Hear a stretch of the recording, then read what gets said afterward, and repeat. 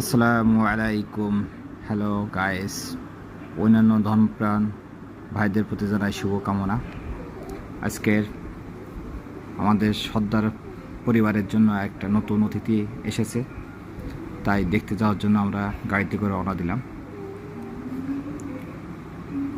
এই যে ব্যাগে যাচ্ছি আমি পরিবার নিয়ে। সর্দার পরিবারের আরেকটা নতুন মেম্বার এসেছে। আয়ান দেখাচ্ছে তার গায়ে যে জামাটা আছে সে জামার একটা লোগো আছে, লোগোটা অ্যারোপ্লেন। অবশ্যই সে অ্যারোপ্লেন খুবই পছন্দ করে, মাঝে মাঝে বলে আমি পাইলট হতে চাই। এই যে আজব খান কমার্স কলেজের পাশে সন্ধানী ক্লিনিক। এই যে আমাদের সেই পরিবারের নতুন মেম্বার, দেখেন টুকির মতন হাসিতেছে, তাকাচ্ছে। যখন আলোটা অফ করে দেওয়া হবে তখন সে তাকিয়ে পড়ে, আলো জ্বালালে আবার চোখ বন্ধ করে দেয়। অনেক দুষ্ট। আয়ন উঠে লাইটটা অফ করে দিতে যাচ্ছে। এইবার দেখেন কিভাবে তাকাচ্ছে। এই যে তাকাচ্ছে সুন্দর করে, দেখতে মাশাআল্লাহ সুন্দর হয়েছে। আপনারা সবাই দোয়া করবেন।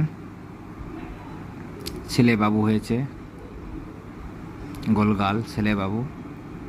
এই যে আলো জ্বালানোর সঙ্গে সঙ্গে দেখেন চোখটা আবার বন্ধ করে ফেললো, কিন্তু তাকাতাকিতে আরও বেশি ভালো লাগছিল, এই জন্য আলোটা অফ করে দিলাম। মনে হয় একটু ক্ষুধা পেয়েছে, অনেক সময় ধরে খাওয়া দাওয়া করে নাই। সন্ধানী হাসপাতাল, এখানে মোটামুটি পরিবেশটা মোটামুটি ভালো, কিন্তু লিফট নাই এখানে। হাসপাতাল থেকে বের হলাম অনেক সময় থাকার পরে, বাসার উদ্দেশ্যে যাব। চিন্তা করলাম কিসে যাই, একটা রিক্সা পাইলাম, রিক্সায় করে রওনা দিলাম বাসার উদ্দেশ্যে। এই যে হাদিস পার্কের এখানে এসে শুনলাম ছাত্রছাত্রীরা যারা এইসব ভাঙচুরের ভিতর ছিল তারা সবাই এসব পরিষ্কার পরিচ্ছন্ন করছে। এই যে একটা ছাত্র জনতার বিজয় উল্লাস হচ্ছে এখানে, কনসার্টের মতন।